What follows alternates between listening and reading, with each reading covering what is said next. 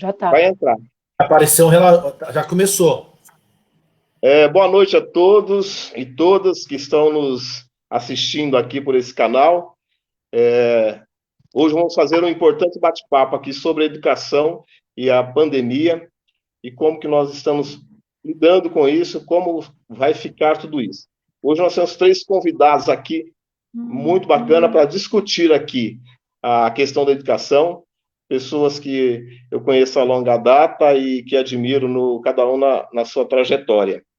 Está aqui conosco o deputado federal Alencar Santana, que é membro da Comissão de Educação, de Justiça e de Ciências e Tecnologias lá na Câmara Federal, e que está fazendo um grande debate aí sobre a questão da educação no país como um todo, e hoje está aqui e vai nos ajudar em tudo isso.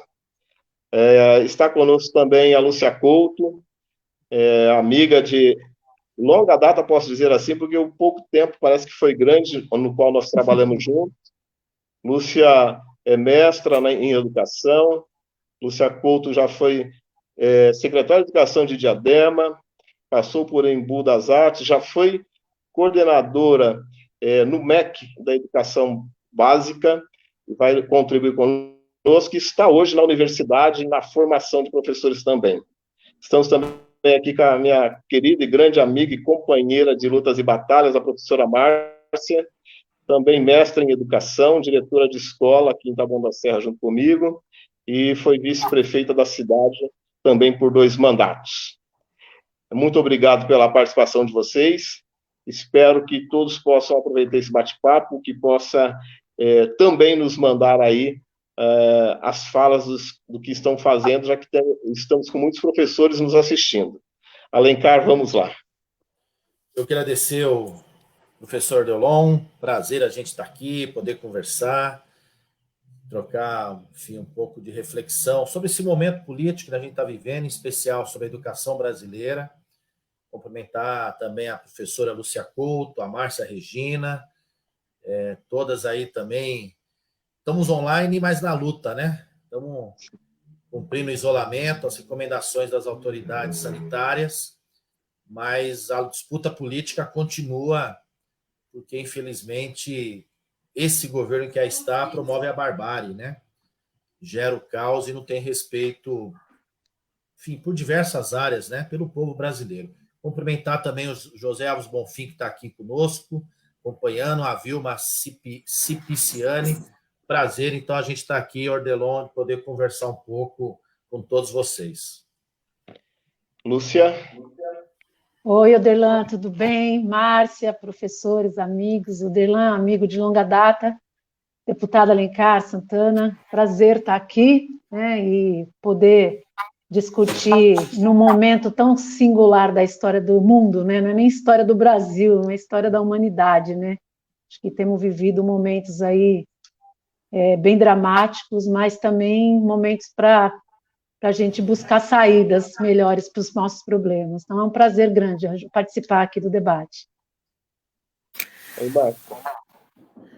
Quero aí falar uma boa noite, cumprimentar e agradecer ao Oderlan por conta desse convite. É importante a presença do Oderlan aqui em Taboão da Serra. Cumprimentar o Alencar, deputado combativo, e nós sabemos da importância dos nossos representantes no parlamento, né, que faz a lei, faz a luta, que não é pouca, e cumprimentar a Lúcia, companheira da educação aí, que nós sabemos que o nosso trabalho ele é essencial em todas as fases da vida humana. E dizer que, assim, só um resumo, eu nunca trabalhei tanto na minha vida quanto esse bendito momento que a gente está tendo que aprender, ensinar e motivar as pessoas porque o ritmo também. O ritmo online é 24 horas no ar. E as pessoas que estão confinadas, né, as pessoas que estão isoladas, que estão no distanciamento social, elas têm muitas questões também pessoais, né? Então, eu acho que vai ser uma bela conversa nossa hoje. Verdade. Eu queria só fazer aqui um agradecimento lá para os professores do Francisco Vicente, que eu acho que estão assistindo aí também, e através deles, a parabenizar aí todos os professores da rede estadual pela garra, força, estão se reinventando para poder levar para os alunos o conhecimento, e estamos aprendendo junto de fato. Hoje o Brasil atingiu 17.509 mortos, né? Infelizmente. Aqui em Taboão, eu vi o dado agora há pouco, nós estamos com 331 infectados e temos 46 óbitos aqui em Taboão. E Taboão é uma cidade de 20 quilômetros quadrados apenas, né? E que tem a maior densidade demográfica aí do Brasil, porque nós temos mais de 200 mil habitantes, então é bastante complicado. Mandar um abraço também para os professores lá do Aracide Abreu Pestana, que é a escola da prefeitura, no qual eu dou aula à noite, né? Durante o dia eu estou na direção da escola do estado, e à noite eu dou aula, trabalho com a EUJA, e nesse momento a gente está com um pouco de dificuldade até de fazer esse trabalho com eles. Alencar, eu não sei como está de tempo, então eu queria verificar aí contigo, fazer uma inversão aí, sobre a questão do Enem, né? E depois queria ver com a Lúcia e com a Márcia também, nós que temos alunos no ensino médio, e a Márcia, a Lúcia está na universidade, mas tem toda a atenção para falar sobre isso, essa questão do Enem, no qual esse ministro quer fazer de qualquer maneira o Enem nesse período agora. Queria que você pudesse falar um pouco para a gente, como está vendo isso, e a gente vai interagindo contigo. Ordelan, manter o Enem na atual situação a gente, diria, aumentar a desigualdade no país. Infelizmente, o Brasil ainda é um país desigual em diversos aspectos. E no acesso à tecnologia é um deles.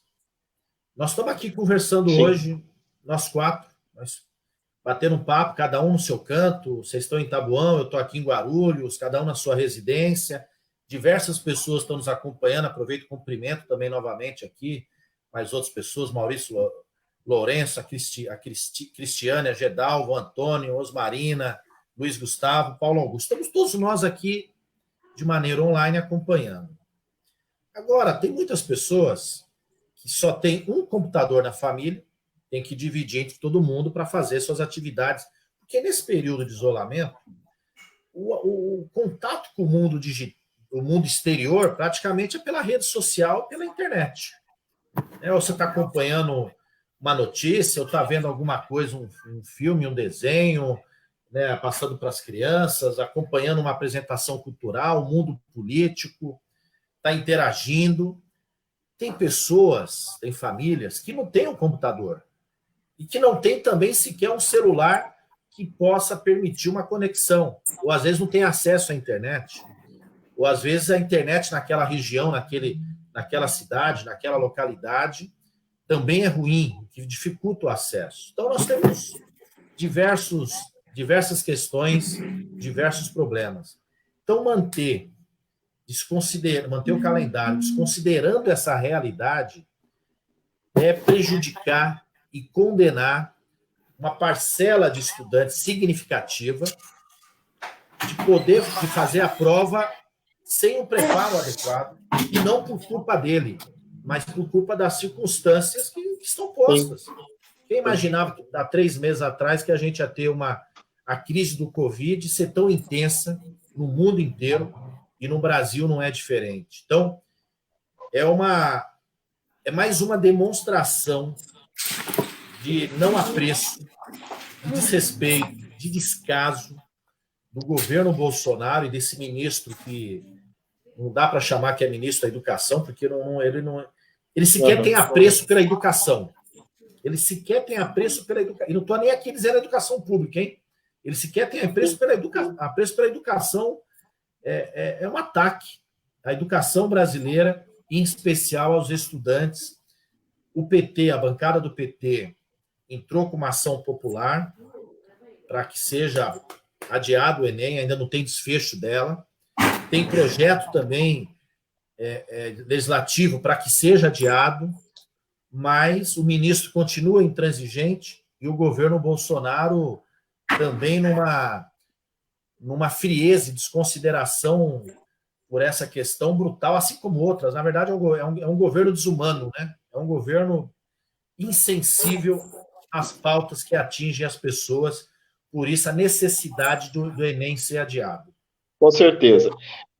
Haja vista que, por exemplo, eu tenho 2 salas de ensino, do terceiro ano de ensino médio. 50% dos alunos conseguiram até agora acessar e fazer as atividades. Tem 50% que não conseguiu fazer nada ainda. Não sei como está a Márcia, como que ela está vendo isso lá na escola também. Mas penso que a questão do Enem, ela é mais...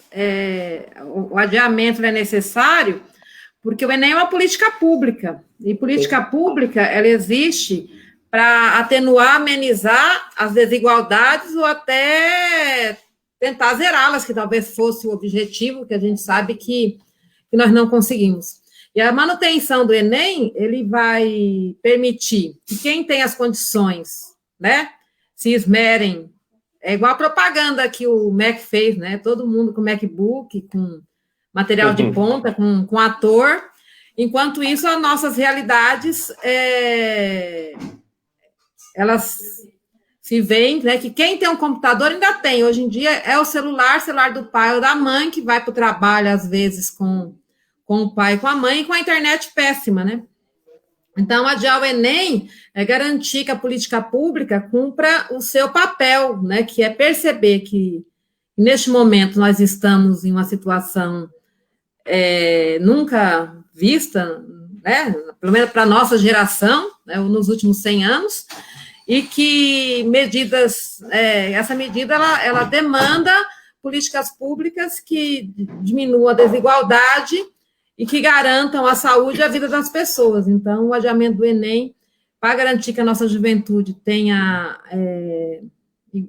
condições iguais ou parecidas, né, ou que a equidade se faça, né, o adiamento é essencial. E esse ministro, né, eu acho que é inominável o modo como ele trata a nossa tão surrada educação pública e a educação do país. É uma pessoa que não merece estar, e não tem competência para estar onde está, né? Mas, se me permite, só uma pequena comentário. E eles falam tanto em meritocracia, a lógica deles, só que eles estão querendo que tenha mérito numa concorrência onde eles sabem que é desigual. Sim, com certeza. Que lógica de mérito é essa que eles possuem? Quer dizer, é uma excrescência, é uma brutalidade o que eles querem fazer, estão fazendo, infelizmente. Verdade. Ô Lúcia, você que esteve no MEC durante 2 anos, sei que lá na coordenação do ensino básico, né, mas tinha o diálogo com as outras secretarias para amarrar a educação como um todo dentro do Brasil. A sua visão com relação a essa questão do Enem e qual a dificuldade, né? Você que já participou lá do Ministério, é claro que num governo totalmente diferente desse, qual a dificuldade de poder garantir essa política pública, como a Márcia falou? Eu acho... Bom, esse governo, uma coisa a gente não pode acusá-lo, né, de que eles não são harmônicos na insensibilidade, né? Eles são insensíveis em todos os aspectos. Então, se recusar a adiar o Enem é mais uma demonstração de insensibilidade desse governo, que eles estão mostrando, inclusive, no combate à pandemia, em todas as questões que a gente tem visto, né? O Brasil é o único país do mundo que enfrenta 3 crises, né? Como a gente tem ouvido: sanitária, econômica e política. Então, eu acho que eles... Eu tenho tido um mantra que eu peguei daquela historiadora Lilia Schwartz: a gente precisa ser otimista no varejo, né? Então eu acho que eles vão ser atropelados pela realidade, porque é impossível que eles mantenham essa data. Eu acho que vai... Hoje, inclusive, a hashtag Adia o Enem já subiu, né? Está subindo na internet, todas as entidades estão movimentando, os jovens, os cursinhos populares. Então, eu acho que vai chegar... Hoje, inclusive, deputado, ele já acenou da possibilidade de adiar. O próprio ministro já começou a mudar um pouco o tom da fala dele. Porque, assim, eu acho que o que a gente o que nós estamos vendo, que a importância da escola, né, a importância da escola presencial, eu acho que está ficando muito claro isso para todo mundo, para toda a sociedade, a importância da escola presencial. Ontem mesmo eu conversava com uma professora do cursinho popular, Mafalda, eles fizeram um levantamento, né, com os alunos, eles têm acho que cerca de 300 alunos, fizeram um levantamento, né, de como os alunos, como os jovens estão vendo esse processo. Puxa, 67% dos jovens, eles assumem que eles estão aprendendo menos, que é um processo, que o processo à distância, que o processo remoto está comprometendo a aprendizagem deles, né? 80% nunca teve uma experiência remota de aprendizagem, os nossos professores estão aprendendo a lidar com isso, é tudo muito novo. Então é de uma insensibilidade, né, de um gestor público, né? Porra, adiar até a declaração do imposto de renda, as entregas dos impostos de renda, porque não vai adiar o Enem, então não tem sentido. Eu acho ainda que eles vão ser atropelados pela realidade, operacionalmente tem condição de adiar, né, toda a estrutura lá do INEP, que é o órgão responsável pela aplicação do Enem. Esses dias mesmo eu vi uma entrevista com a ex-presidente do INEP, que na época, no governo anterior, ela mesma falando que não tem questões operacionais que impeçam do adiamento do Enem. Então, eu acho que agora é mobilizar, é movimentar, a sociedade precisa pressionar, precisa de muita pressão. A gente está vendo que, e a gente também está vendo que as ruas, é possível de se movimentar e se contrapor às arbitrariedades desse governo, mesmo não estando na rua, né? Então, a gente está precisando reinventar toda a nossa vida, inclusive a pressão popular em relação a essas questões. Então, eu penso que a realidade vai atropelar essas pessoas, viu? Verdade. Eu acho que, para quem entrou agora e está nos assistindo, a gente estava tratando da questão do Enem, e os três convidados aqui, o Alencar, a Lúcia e a Márcia, falando dessa necessidade, porque senão os nossos jovens, né, vão ficar ainda mais prejudicados. E vamos fazer a pressão da nossa parte. Tenho certeza que a Alencar vai continuar combatendo aí, e isso que a Lúcia falou aqui no final também, vai ter que acontecer, porque nossos jovens não podem ficar prejudicados por mais essa, né? Eles não podem ser penalizados 2 vezes, por não estar com as aulas e agora por ficar em uma desvantagem gigantesca com relação se isso acabar acontecendo. Cumprimentar o Vitão, que eu vi que ele acabou de entrar aí, o Paulo Augusto, a Osmarina, o Luiz Gustavo, a Vilma Cipiciani, que já foi citada pelo Alencar. Vamos nos ajudando aí, a gente precisa fazer essa discussão da educação mais eminente aí. Ô, Márcia, até para passar aí para o Alencar, para todo mundo que está assistindo a gente, e para a Lúcia, dar um panorama de como nós estamos aí no Estado e o que nós estamos tendo que fazer, e estamos, assim, depois da saúde na linha de frente também, porque estamos nas escolas, os diretores de escola, alguns funcionários, tendo que lidar e atender as pessoas. No estado de São Paulo, a educação, as aulas foram suspensas definitivamente a partir do dia 23 de março, e tivemos férias e recesso, foi quase 30 dias nesse período, e depois nós voltamos com a proposta de atividades, eles falam que é estudos mediados por tecnologia. Foi criado um centro de mídias, é um aplicativo, que em tese a internet é gratuita, você precisa da internet só para baixá-lo, e quando você loga, a internet é gratuita. E as escolas, de um modo geral, criaram suas formas de ter contato com essas crianças, porque a partir do dia 27 de maio, o calendário está correndo, então está contando dias letivos, né? Então, cada dia depois do dia 27, desde que não tenha feriado, né? Porque agora nós recebemos a notícia que na nossa cidade é feriado quinta e sexta, que são feriados municipais. A gente não sabe do feriado estadual, não sei se já saiu na segunda. Em São Paulo é feriado também prolongado, com sexta-feira com ponto facultativo, né? Mas a operacionalização dessa questão, na minha escola, a gente foi pelo WhatsApp, você imagina.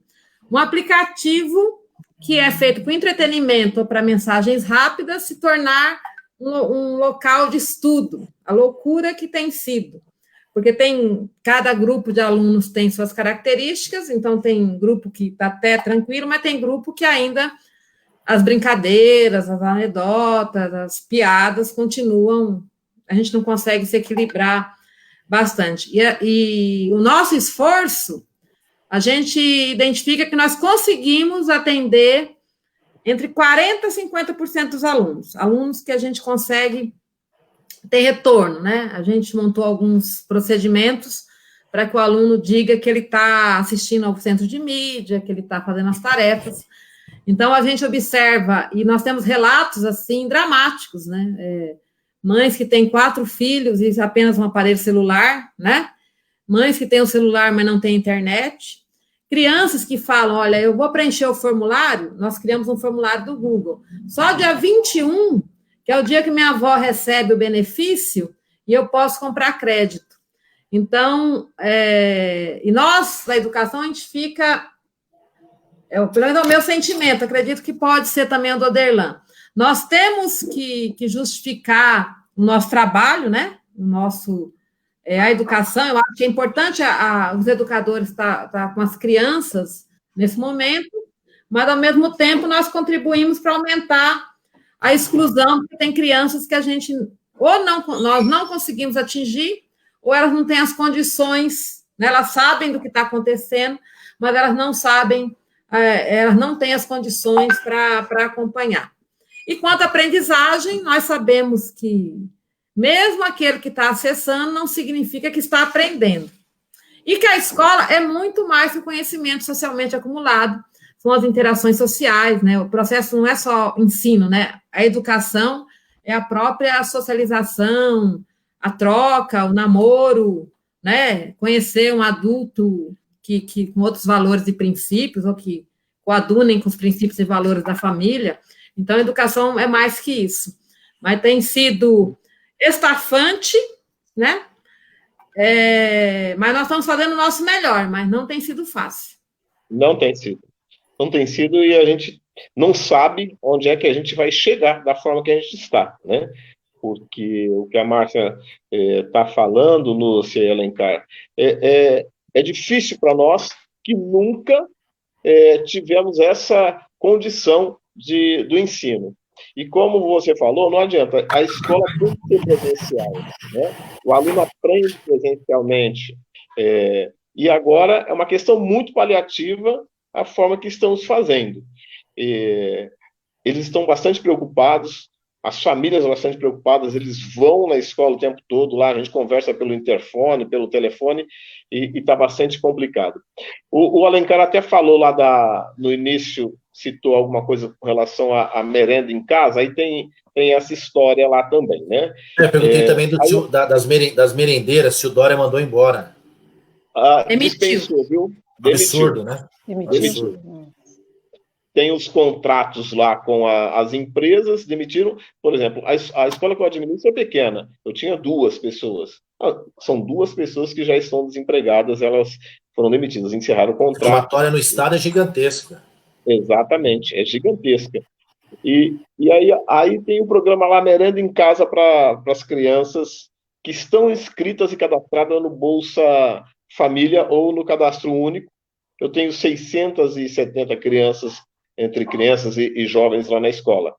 São 99 cadastrados, então foram 99 que receberam, não. Até agora 72, porque as pessoas têm essa dificuldade toda de baixar o aplicativo, de mandar, de receber a burocracia da história, e de fato nós temos ali, como eu já falei, Taboão da Serra, nós estamos numa região onde nós temos pessoas com bastante dificuldade financeira e as crianças passam necessidades mesmo, né? Infelizmente, algumas delas. E esse benefício também não chegou para todo mundo, o que ajuda lá os pais em casa, não sei como é que vai ser isso, é um valor de R$55. Alencar, você é de uma cidade, da segunda maior cidade do estado, né? Que é Guarulhos. Ô, Lúcia, você está morando onde? Em São Estou Paulo? morando em São Paulo, isso. Em São Paulo. É.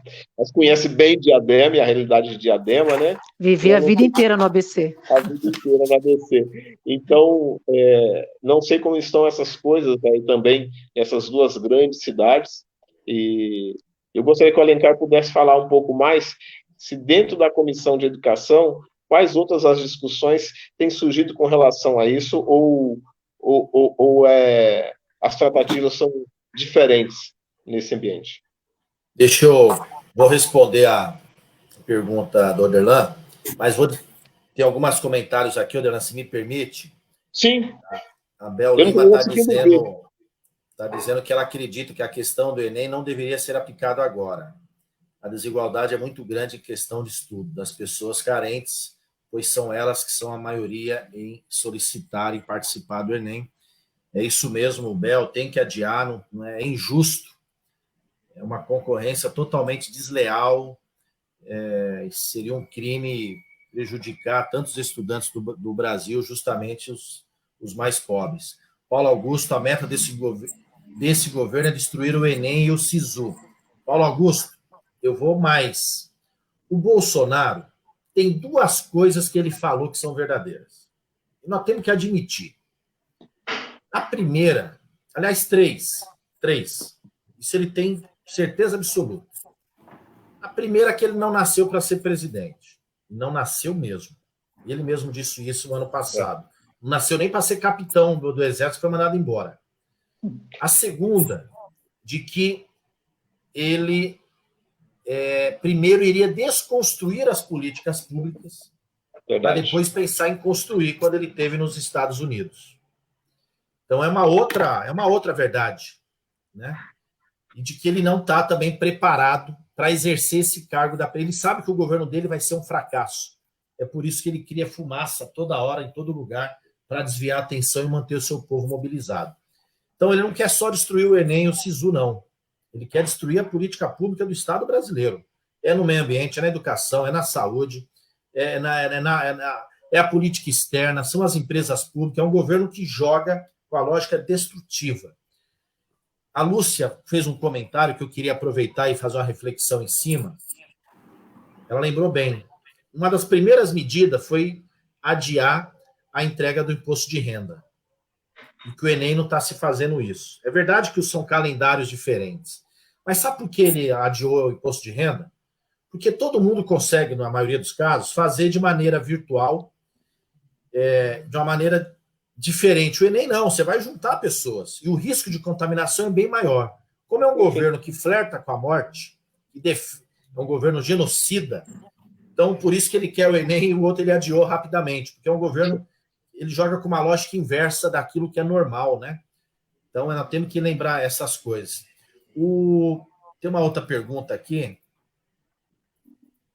Primeiro, Oderlan, tem muita gente aqui dizendo que Oderlan tem que ser o próximo prefeito de Taboão. Esperamos, vamos juntos trabalhar por isso. Um governo mais humano, mais solidário, mais educativo, mais presente, diverso. Precisamos disso nas cidades. E muita gente aqui também dizendo do Enem. A Dinha Souza fala também da importância de adiar o Enem, que o não adiar torna o sonho de muitos estudantes mais distante. O Maurício lembra que o Brasil de Paulo Freire não merece o Weintraub sinistro como ministro, com certeza. Tem uma pergunta que eu queria pegar aqui, peraí. O Paulo Augusto também está perguntando se é um movimento mais amplo, uma frente em defesa do Enem, ou ainda se restringe à minoria de esquerda. A maioria são os deputados de esquerda, mas há também alguns deputados de outros partidos que têm apreço também pela educação e estão também nessa defesa. Vou dar duas informações importantes agora que eu acabei de receber por Zap do Congresso. Mas eu queria chegar aqui na pergunta do Jerusael Santos Ribeiro. Existe alguma ação via STF para o adiamento das provas do Enem?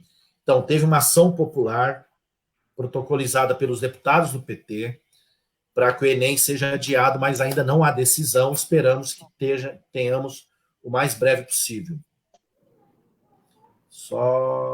Bom, quais são as duas perguntas, as duas questões? o Maia acabou de anunciar de que vai pautar essa semana os projetos de decreto legislativo que adiam o Enem. Acabou de anunciar na sessão da Câmara, está tendo sessão, acabou de anunciar isso. E também no Senado, eu tive informe agora de que tem um projeto que vai ser votado hoje, um projeto também pelo adiamento. Se votar lá primeiro, os da Câmara, quando vir para a Câmara, serão apensados, mas se não votar, nós votaremos na Câmara. Então, duas notícias importantes aí do Poder Legislativo. Os projetos da Câmara são de autoria dos deputados do PT, o do Senado, agora eu não sei dizer quem é o autor, mas os da Câmara são da nossa bancada, construídos ali pelo deputado Veras, pelo deputado Guimarães, que tem o apoio aí de toda a bancada. Então, esperamos que seja aprovado ou no Senado ou na Câmara, mas que o resultado prático seja o adiamento do Enem. Sobre a comissão, diria que eu estava na Comissão de Educação no ano passado, vou ser indicado novamente agora, mas elas não foram formalmente constituídas esse ano devido à pandemia. Sim. Então, nós não estamos tendo reunião oficial da comissão. Mas os deputados têm um núcleo de educação do PT e tem diálogos também com deputados de outras bancadas. Há mais gente defendendo o adiamento. Diria o seguinte, quem tem o mínimo de apreço pela educação pública, quem tem o mínimo de apreço, respeito pela nossa juventude, pelos nossos estudantes, está defendendo o adiamento. É o mínimo. Aliás, quem tem o mínimo de raciocínio lógico, de algo ponderado, de bom senso, está defendendo o adiamento. Porque o adiamento não tinha que ser uma disputa política. É como esse governo, tudo que ele faz para atacar, acaba virando uma disputa política. É algo de bom senso. Não tem condições de estudo, não tem condições de preparo, não tem condições de realizar a prova.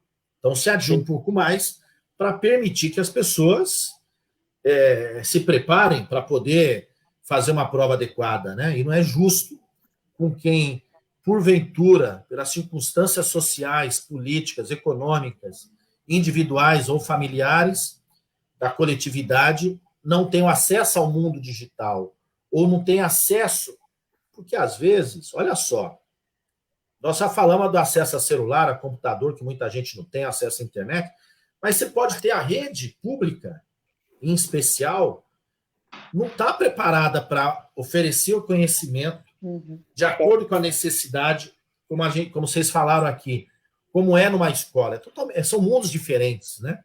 Então, você não pode condenar esse estudante, é uma condenação, não pode condenar esse estudante a ter um prejuízo desse tamanho, dessa importância.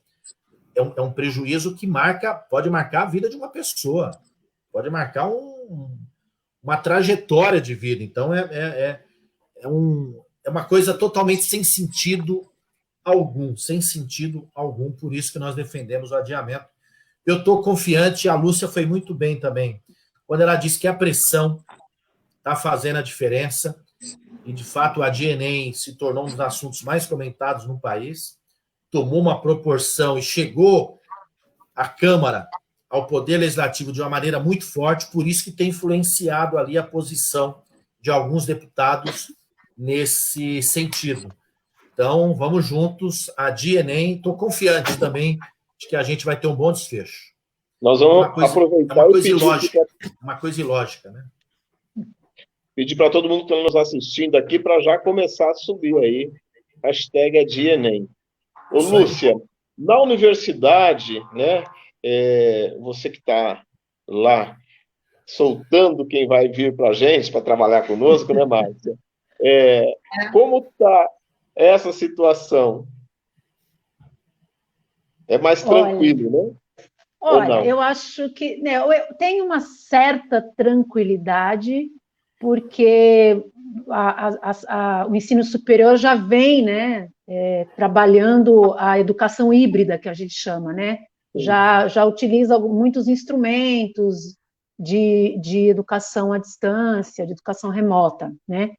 Mas Mas eu tenho conversado muito com os meus alunos, né, que tem um desânimo instalado. A Márcia falou da dificuldade, e eu vejo, por exemplo, eu dou aulas às segundas-feiras, né, à noite, então eu tenho 30 alunos, né, na Belas Artes, segunda-feira à noite, então eu fico vendo aquelas caixinhas todas fechadas na minha frente, aí eu fico falando, peço para abrir as caixinhas, que eu quero ver a cara, mas tem um desânimo instalado, porque é isso, a educação presencial, ela é o tônus do fenômeno educativo, né?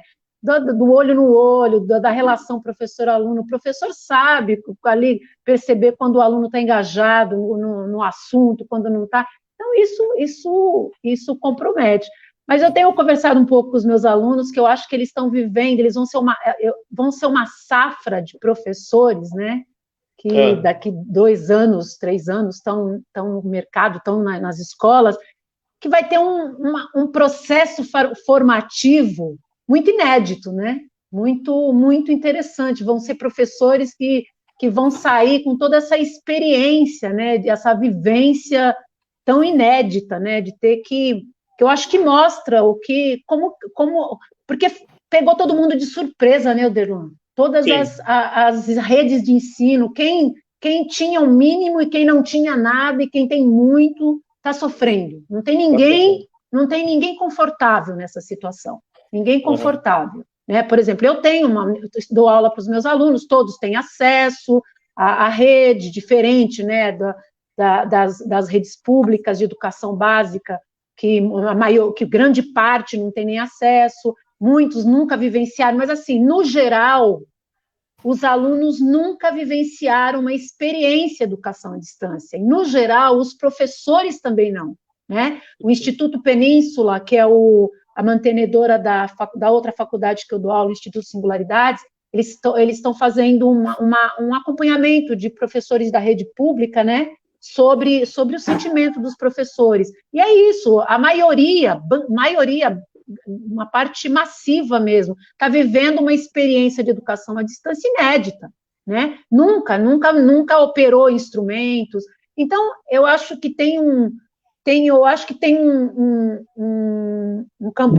campo negativo da dificuldade, mas também eu vejo, como eu te falei, o otimista no varejo, né? Eu vejo que a gente tem enfrentado algumas dificuldades e mostra a capacidade também da gente resistir ao ineditismo, às tragédias que podem nos pegar, mas eu acho também que isso tudo que a gente está vivendo, ele traz, primeiro, eu acho que está derrubando a tese da educação à distância como panaceia, como vinha-se, né, muitos anos aí, já vinha uma onda de que a educação à distância era a grande panaceia para a disseminação da educação. Então, nós estamos vendo que não, que a educação presencial ela é fundamental, que o professor é a figura central no processo educativo, né? Não existe monitoria, existe docência,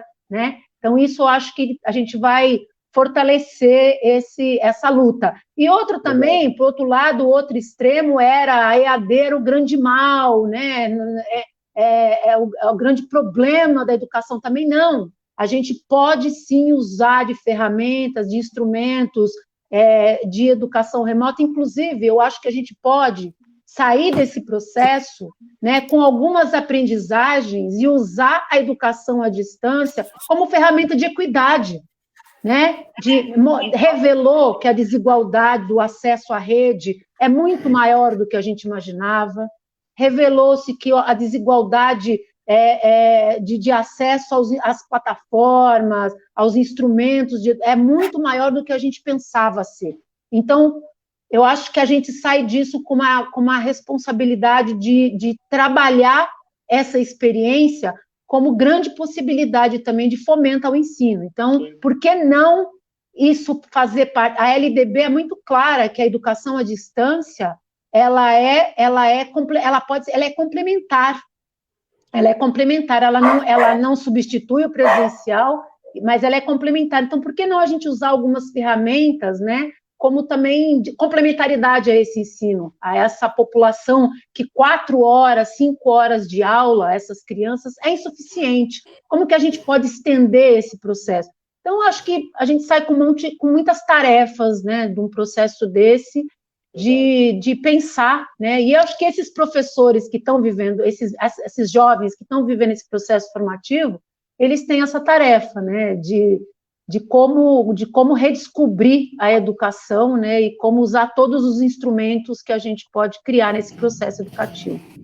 Então, eu penso que a gente pode sair melhor do que entramos, né? Temos que sair, vamos ver se a gente consegue, espero. Márcia, conversando com alguns professores, e ontem, quando eu passei o link e tudo mais, alguns professores até conversa lá com o deputado, vê você com a Márcia, com a Lúcia, porque tem vários professores que também não têm o equipamento, né, Márcia, em casa. Tinha um celular daquele que só recebia mensagem, não recebia nem WhatsApp, tiveram que comprar um outro e tal, e a necessidade do Estado fazer um consórcio também para que os professores possam adquirir os equipamentos para que ele possa se inserir.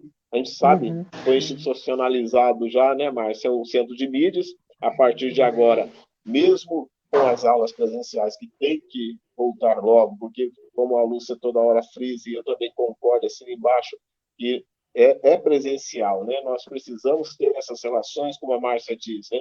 A escola, além de transmitir tudo isso, é o ambiente social dos nossos jovens. E os nossos professores estão com essa dificuldade que muitos alunos também têm, que é de ter um equipamento para conseguir, nesse momento, também estar trabalhando com eles. Vou até conversar com os companheiros que estão aqui na Assembleia de como pode fazer alguma propositura com relação a isso também. Eu queria chamar a atenção, Oderlan, que mesmo a gente sabendo que a educação à distância é importante, interessante, ela tem seu espaço, mas hoje nós temos, para além da educação à distância, o teletrabalho, né? Que mexeu com as vidas das pessoas. Em primeiro lugar, a questão do aparelho, do equipamento. Nós temos vários professores que, além de ter que produzir aulas, os filhos estão estudando também. Então, nós temos vários companheiros, colegas de trabalho, que estão vivendo uma situação muito difícil, né? Porque a internet é muito ruim, a gente tem feito videoconferências e os nossos colegas não têm conseguido acessar por conta que ele está em casa, ele tem uma internet muito ruim, não adianta brigar com as operadoras, que elas estão se lixando em fornecer o serviço que elas dizem, que elas vendem, né? Uma professora hoje falou assim, Márcia, a minha internet está paga, mas eu não tenho internet, né? Então, a condição, Alencar, né, do teletrabalho é exigir que você use sua energia elétrica, sua internet, seu aparelho, né, que você não tem horário de trabalho, né? Para as mulheres, é algo muito mais pesado ainda, porque, infelizmente, o trabalho doméstico, o cuidado com os membros da família, no núcleo familiar, está ainda voltado para as mulheres, então, as nossas professoras sentam com a criança no colo, dão comida para a criança, né? Assim, são situações que a gente está vivendo, então, a gente até já assinou um abaixo-assinado para que o Estado brasileiro, o governo do Estado de São Paulo também forneça o aparelho para professores e para alunos, né? Porque não é só a internet gratuita no aplicativo, as famílias não têm condição adequada à questão do aparelho. Mas aí eu queria chamar uma outra atenção, Lúcia e Alencar, Oderlan, como as grandes corporações estão tomando de assalto a educação pública, né? Porque a Microsoft, não, vocês podem acessar com e-mail institucional. Agora entrou a Google, né, com o Google Classroom lá no centro de mídia. Então, já tem pesquisas dizendo que, neste momento da pandemia, eles estão entrando e nós estamos vivendo isso, né? Os dados privados dos alunos e dos professores vão ser abocanhados, né? Assim, são potenciais clientes e consumidores para receber anúncios. Então, fala que é gratuito, mas não é gratuito, né? E queria chamar a atenção para uma outra questão, que da forma como está, o pessoal acha que teleaula ou a distância é só você transferir o presencial para a televisão. O centro de mídia está tendo aulas muito complicadas, porque uma aula que seria presencial, ela está sendo dada lá, 50 minutos de aula, 45 minutos de aula, só que não é isso, é outro aparelho, é outra metodologia, né? Totalmente. Precisa de mais recursos. Tem hora que eu tenho dó dos professores que estão no centro de mídia, porque eles não estão conseguindo. Primeiro que você tá no vídeo não é fácil, né? Parece assim, todo mundo quer aparecer na televisão. É show, né? Exige muitas coisas, né? Que você precisa estar preparado para isso. Então, essa questão dos equipamentos é uma questão difícil. A questão do próprio professor estar custeando todo essa transmissão, né? A questão das grandes corporações que estão tomando as redes públicas. Não é de graça, não é de graça, nós sabemos que não é de graça, né?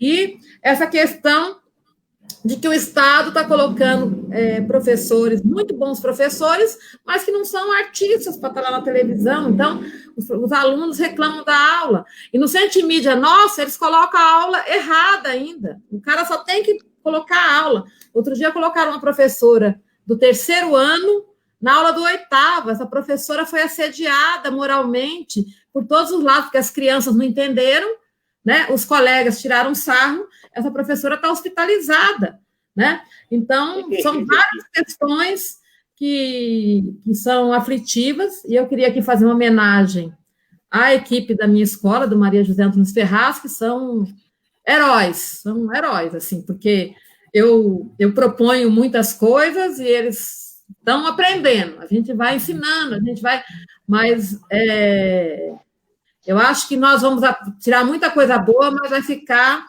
um trauma fenomenal para muita gente. Ótimo. Bom, nós estamos aqui já encaminhando para 50 minutos de bate-papo, passa rápido, né? Parece que faz muito rápido. E tem bastante gente nos vendo aí. Eu queria ver cada um de vocês, né? O que mais vocês queriam fazer as considerações. Mais uma vez, agradecer bastante ao Alencar pela disponibilidade, agradecer a Luzia, que está na assessoria do Alencar, que conseguiu nos linkar e fazer. Obrigado, Luzia. Eu sei que você está aí nos assistindo. Lúcia. A Luzia está aqui, sim, está acompanhando. Contar aí sempre nessas discussões de educação, porque você é uma pessoa imprescindível para isso. Obrigado, viu? A Márcia também, que é a nossa companheira aqui de batalha no dia a dia, dentro dessa mesma diretoria, né, Márcia? Onde, parceira, ainda bem, os diretores aqui dessa diretoria de ensino são porreta, na expressão da palavra mesmo, não faz corpo mole, enfrenta tudo e faz acontecer. É uma diretoria, né? Desculpe, Oderlan, e é uma diretoria que tem uma história democrática, né? Eu acho que é muito importante. A história da nossa diretoria, de vez em quando eu escuto algumas coisas de outras diretorias, eu falo assim, a nossa diretoria tem uma tradição, não é história, é uma tradição democrática, com todas as dificuldades que nós temos, mas a gente tem uma tradição democrática. E vamos continuar dessa forma, viu, Márcia? Não vamos, com certeza. Até porque nós construímos isso aqui, né? Parabenizar e agradecer a equipe lá do Francisco Vicente também, que tem se desdobrado aí para poder fazer tudo isso que é muito novo para todo mundo. Acho que a gente precisa continuar discutindo todas essas questões da educação e para que a gente possa ir se fortalecendo no outro, ir fazendo as trocas e garantir que os meninos, as meninas, os adolescentes, todos possam ter seu direito à educação garantido, preservado da melhor forma possível, né? E já falar para o Alencar e para a Lúcia, eu estou contando com vocês, com a Márcia já conto sempre, para que nós possamos aí daqui a pouco, nessa situação vindoura, de nos ajudar a pensar que a educação na cidade também, de ajudar a pensar políticas públicas para essa cidade que é tão sofrida, que tem um orçamento gigantesco e que precisa ser melhor cuidada, né? E eu, junto com os companheiros todos aí, estamos dispostos a fazer essa batalha. Eu vou contar aí com vocês nas ideias, nas orientações, no fortalecimento e no bate-papo. Quero passar aí para as considerações finais que vocês queiram fazer e agradecer já o pessoal todo que está nos assistindo aí. Eu que agradeço, Ederlan, um prazer estar aqui. Quero agradecer também a Lúcia, a Márcia, a Regina, pela oportunidade, pelo bate-papo, pela conversa gostosa, conversa leve. Agradecer a todos que estão aqui nos acompanhando, mandar um abraço também para todo mundo aí de Taboão, os demais amigos de outras cidades.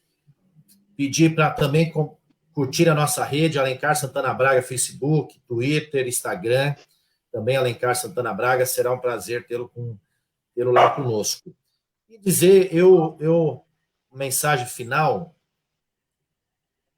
eu não consigo, imaginando, na minha época de estudante, de imaginar uma escola onde eu não tivesse os meus amigos, onde não tivesse ali, desde a turma da bagunça até a turma do estudo, ou a turma do futebol, ou a turma de fazer alguma outra coisa, enfim. É um aprendizado coletivo, né? Não é simplesmente ler um livro, ter a lição, ter a matéria.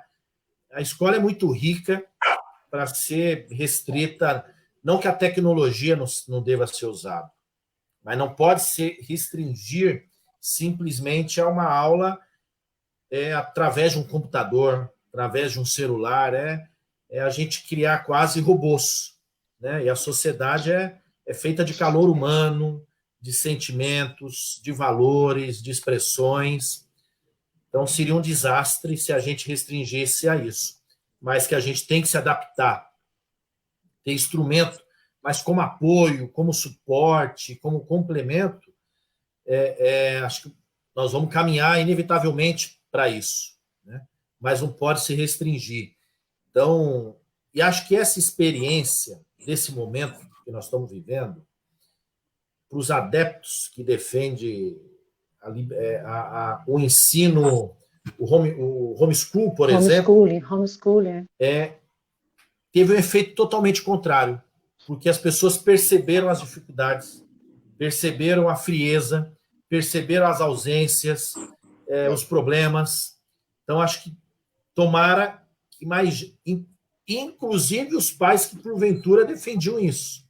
Inclusive os pais. É tão traumático que você está... E a mesma coisa eu digo para o trabalho. Eu fico vendo sessão aqui online, eu fico em pânico. Porque a vontade é estar no parlamento ali, na pressão, na disputa, no confronto de ideia. Eu tenho uma filha de 6 anos. Minha companheira também trabalha e agora também está trabalhando em casa. A sensação que eu tenho é que minha filha fica com mais... Ela sente mais ausência agora do que antes. Porque antes ela sabia que eu não estava em casa, que eu estava trabalhando, que ela estava na escola, mas agora ela está em casa, eu estou em casa, mas eu tenho que ficar trabalhando o dia inteiro, ela deve ficar confusa. Falando, peraí, está aqui, mas não está? Né? E assim é uma realidade de muita gente. Então, que a gente tenha esse aprendizado dessa experiência que nós estamos tendo e que a gente valorize o contato humano necessário, principalmente num processo educacional. Bom, nos demais, Ederlan, conte conosco aí em Taboão, estamos juntos na sua caminhada, na sua trajetória, logo, logo estamos aí, espero à disposição para mais bate-papo aqui online, mas que passando a pandemia, também estamos à disposição para estar indo na cidade, fazer um bate-papo, fazer uma conversa, estar junto no apoio para que a gente possa ter uma Taboão aí mais humana, com um olhar mais educativo e através da sua liderança. Um beijo grande também para a Márcia, para a Lúcia e para todos aqui que nos acompanham. Legal. Lúcia? Eu também queria primeiro agradecer o convite, foi um prazer, sempre. E, lógico, me colocar super à disposição, Ederlan, Taboão, eu já trabalhei uma época nessa região, lá em Embu, e foi quando eu conheci o Oderlan, então me coloco à disposição que eu puder ajudar. E eu estava pensando aqui, a Márcia também, né? A Márcia Guerreira já foi vice-prefeita, então é gente da lida, né? É.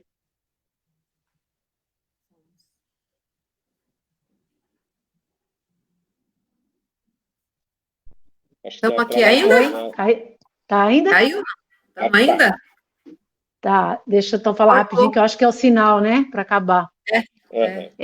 Eu acho que assim, a escola, e particularmente o professor, estava muito combalido nos últimos tempos, né? Eu acho que esse governo, esse desgoverno, ele atacou, né? O professor foi a primeira categoria a ser atacada pelo governo, logo que iniciou, aí vieram os artistas, agora os cientistas, então eles vão, né, vão destruindo as categorias assim.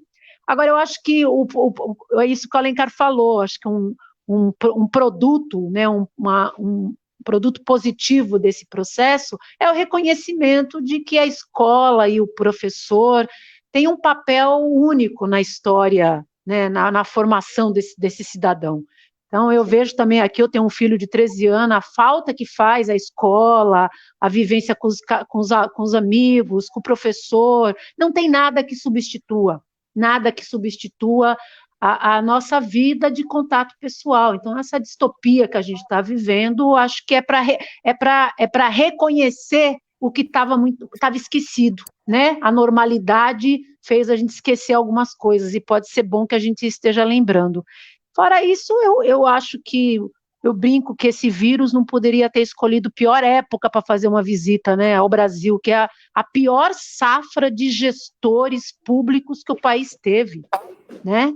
Então, eu vejo aqui o governo do estado e a prefeitura batendo cabeça, né, com essa coisa com medo de decretar o lockdown, ficam fazendo um monte de ações paliativas que não resolvem, o governo federal que só, né, a gente tá se dando conta que conseguimos viver sem ministro da Saúde, não tem ministro da Saúde, né? A gente vai para quase uma semana sem ministro da Saúde, né? Em plena crise. Então, assim, eu acho que é um momento de muita reflexão e ver o quanto é importante a gestão pública, o Estado, e esse trabalho que você está fazendo, de gente comprometida com a coisa, com o bem público, com a res pública, né?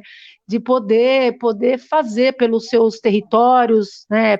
Pela sua gente. Então, eu quero parabenizar a sua iniciativa, a sua força. O Oderlan é um menino de muita força, e pode contar comigo sempre. Um beijo, quero saudar também todo mundo que está aí ouvindo, e um beijo para a Márcia e para o Alencar, tá?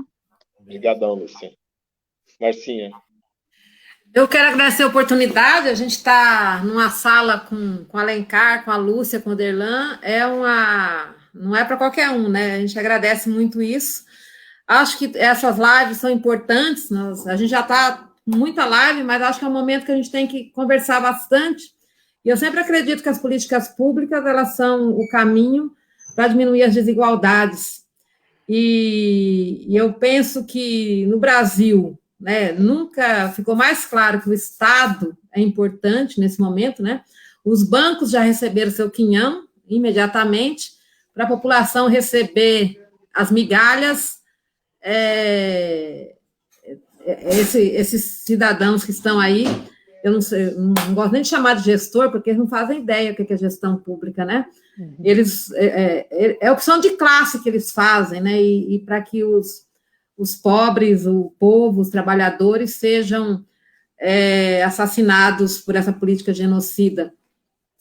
E eu fico pensando, vocês sabem que quando falava assim, morreram 400 italianos, morreram 500 italianos, tinha uma comoção. Agora a gente fala que morreu quase 600 brasileiros, 700 brasileiros, 800 brasileiros.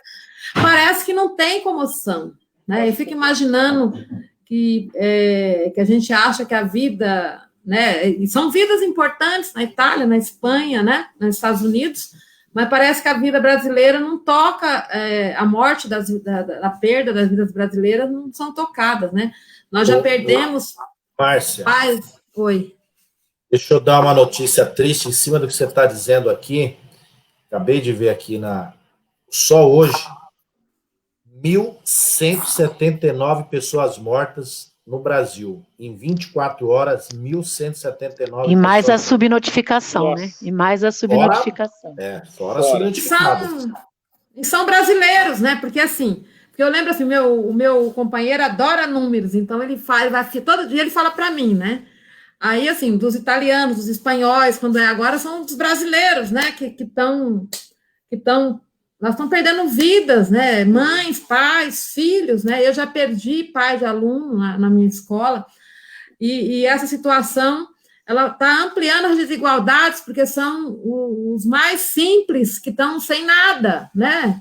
Eles não têm o emprego, eles não têm o salário, eles não têm poupança, eles não têm o aparelho para o filho estudar, ele não tem a internet para o filho estudar, são situações, então, e os professores, né, que já apanharam para caramba, agora são também cobrados de todas as maneiras para fazer o seu trabalho, estão abraçando e fazendo um trabalho muito importante, né?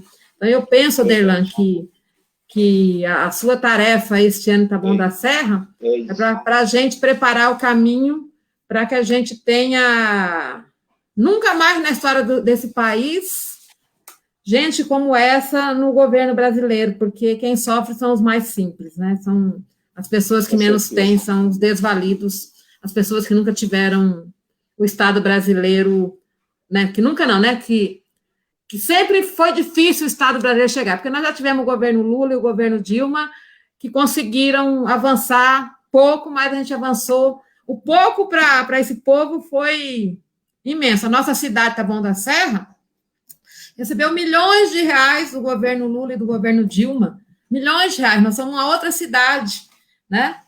Enquanto educação, política pública, transporte, saneamento, né? Então, é isso. Mas nesse momento é assim, fica em casa, vamos fazer o debate, porque o debate faz o problema estar na vista, né? Vamos adiar o Enem e vamos garantir, lutar para que todo mundo receba aparelho de acesso à internet, porque hoje é uma política pública isso não é privilégio, isso é direito.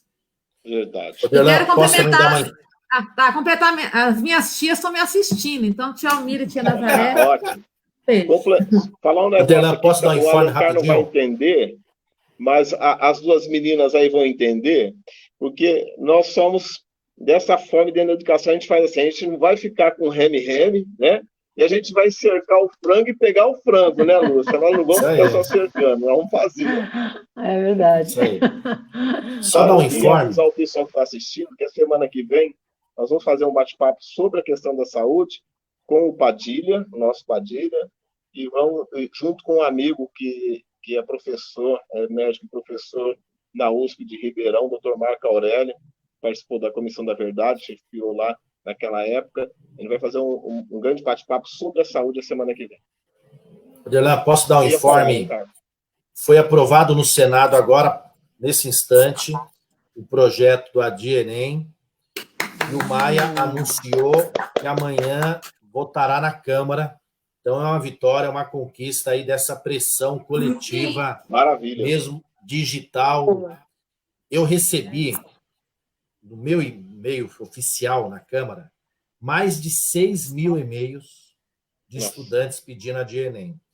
Isso percorreu, provavelmente, todos os gabinetes dos deputados, então, dos senadores, essa pressão foi muito forte dos estudantes. A gente já defendia, é verdade, mas essa pressão mexeu com pessoas que, porventura, eram contra. Então, tomara que amanhã seja aprovado na Câmara Federal. Que maravilha. E mostrar a importância do parlamento, né? Essa notícia. E a importância do parlamento, não é à toa que a criatura que se diz presidente quer abrir... O parlamento tem muitos problemas, né? Mas esses poderes que se pesam são importantes. Parabéns aí ao parlamento brasileiro. Parabéns, Alencar, pela atuação firme, sempre aí nos representando de fato. Lúcia, obrigado nessa luta constante, mesmo que, às vezes, a gente não queira, implicitamente a gente está e sempre estará. Márcia, minha companheira, nossa esteira aqui em Taboão, muito obrigado.